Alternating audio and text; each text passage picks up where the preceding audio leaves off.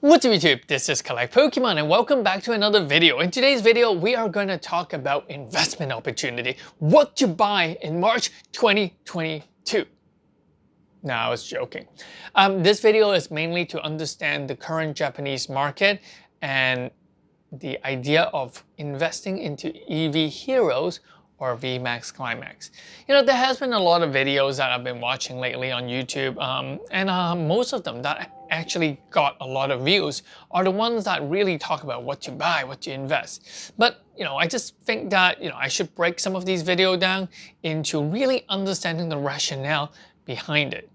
And to be very honest with you, sometimes there is a risk. There are risks when you're buying cards, that is way above MSRP. So, do, take that with a grain of salt. All right, so Eevee Hero, someone in the comment section told me to really address this. Will Eevee Hero ever get a reprint? The truth is, for Japanese cards, from what I know, the reprints usually occur right after, or they will announce it right after the release of a set.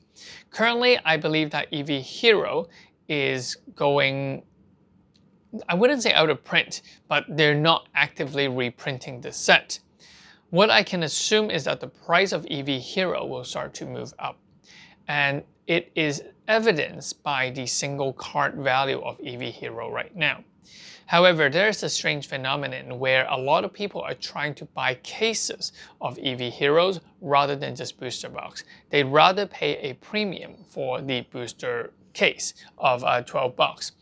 Some believe that there is some sort of guarantee, but there is no statistics saying that there is a guarantee that you're gonna get a Umbreon VMAX or something like that.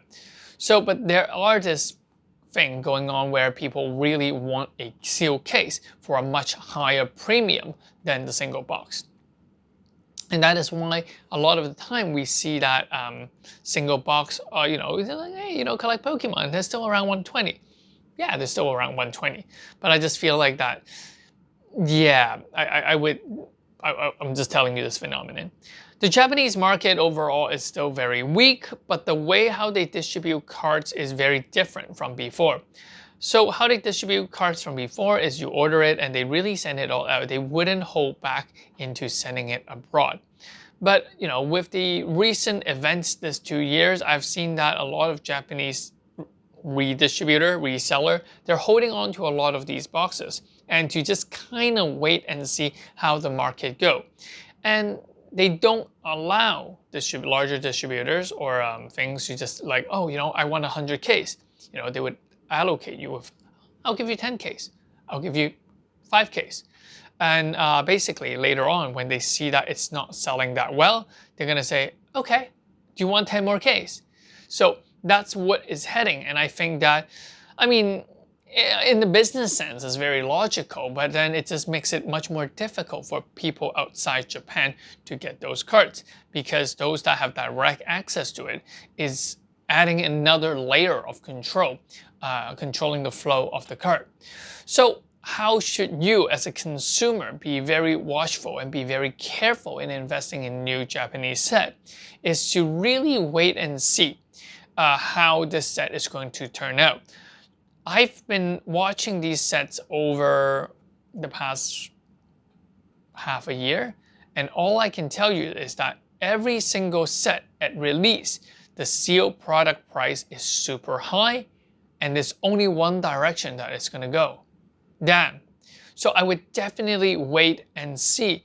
And I can tell you that in the upcoming set, it's not going to be super exciting set. I expect the downward trend of this Pokemon card thing to continue to go down.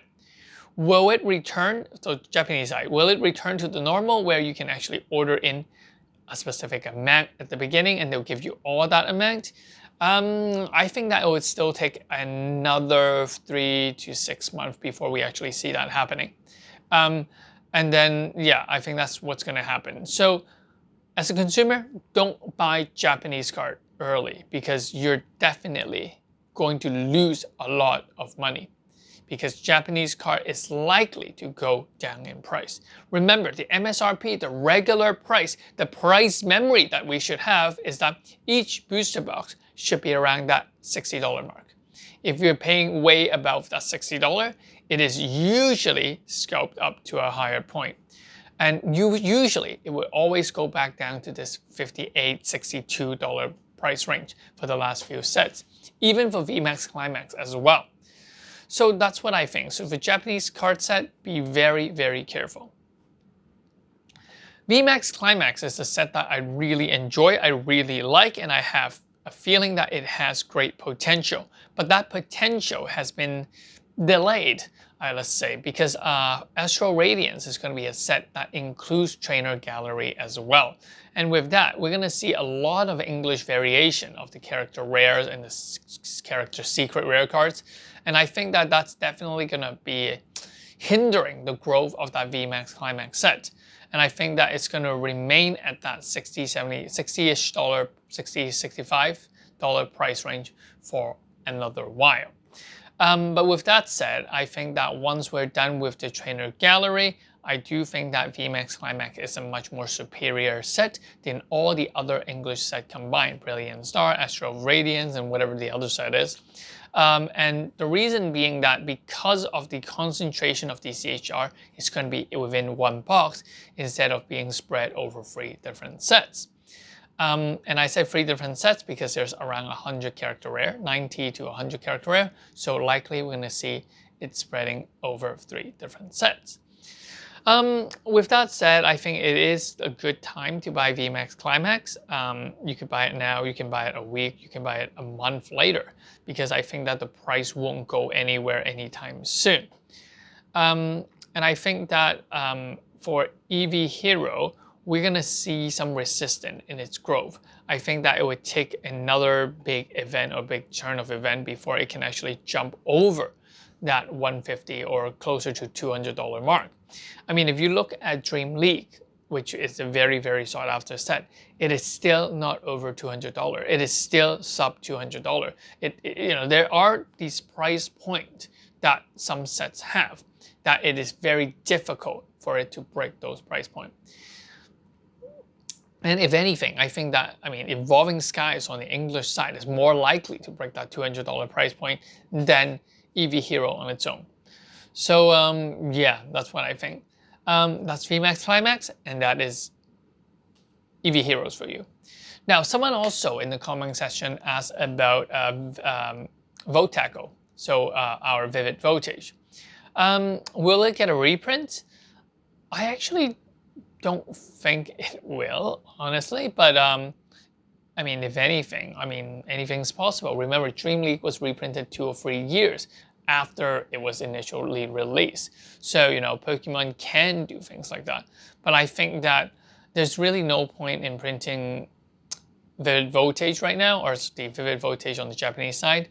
Reason being, a lot of the playable cards could also be found as reprint in things such as, you know, VMAX Climax or some other, you know, box set. So it's not gonna be like, oh, you know, you need those cards to play.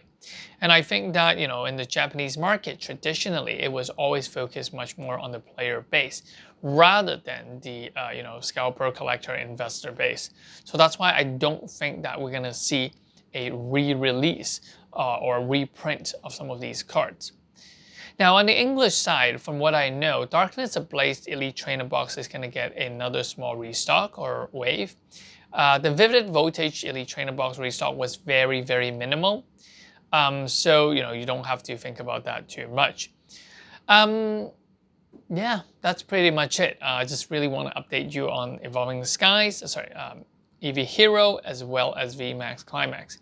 We're going to make more of these short videos talking about different sets. Catch you guys in the next one. Peace. This is Collect Pokemon. Bye-bye.